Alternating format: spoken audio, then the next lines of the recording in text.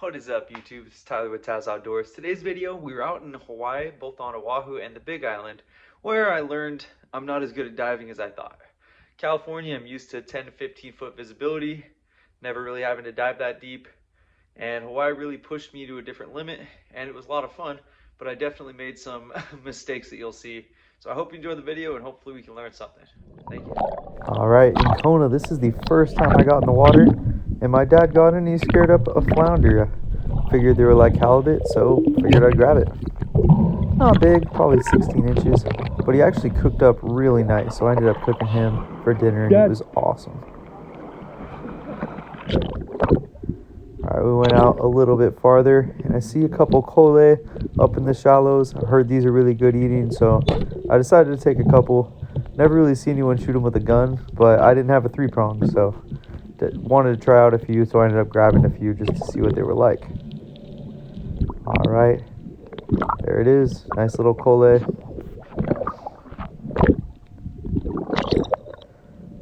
All right, we're out a little deeper here. Not super deep, but got a good drop on this. I love this visibility. It was like 40 feet. And I look up under this ledge, see another nice sized kole, and figured, let's grab a couple more. This was probably my best drop. I was able to stay down for quite a bit, but I was moving a little too much, and you could see they were a little antsy, so I got to step up and be a little better there.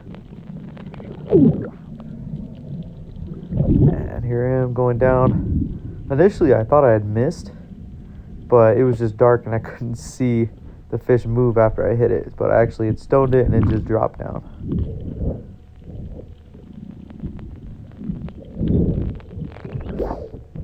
I thought I missed. This is on Kona. I thought I missed. Absolutely beautiful. All right, I see a Roy poking over the edge, but he saw me right away.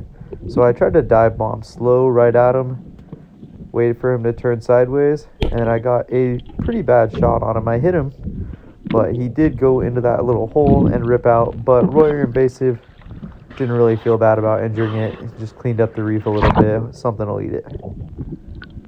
All right, moved up in the shallows again. Gonna pick up another kole for the dinner. Gonna cook them up later at the hotel. And you see a ton of fish moving around, and I'm just waiting for a little kole to swim out. There's one. Easy shot. Smacked my spear right into the rocks. Definitely a little beginner mistake there, but it is what it is. And he got me all tangled up in my buoy line. I was up in the surf a little, so it was pushing the buoy around, and it took me a decent amount of time to get untangled here. Kind of a pain. And this is probably the biggest mistake I've ever made spearfishing. Obviously in Hawaii, you're looking for some of those bigger fish. I was looking for a lua, which is GT, or omilu. Even little papiota made me happy. And I saw this cave, and I was like, I wonder. I know that those trevally types like to sit in holes during the day, so I think I'm going to take a drop and go and look at this. You can see me crawling over the edge, and when I peek over, I do see a couple little omilu.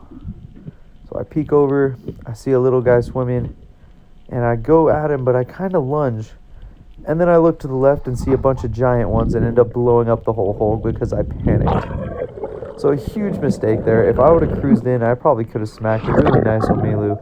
Instead, I got nothing and a sad story to write home about. Best chance I had out there. It was sick, but I guess you live and you learn. Hopefully I can get back out there and give it another shot. Here's another drop where I made a bad decision.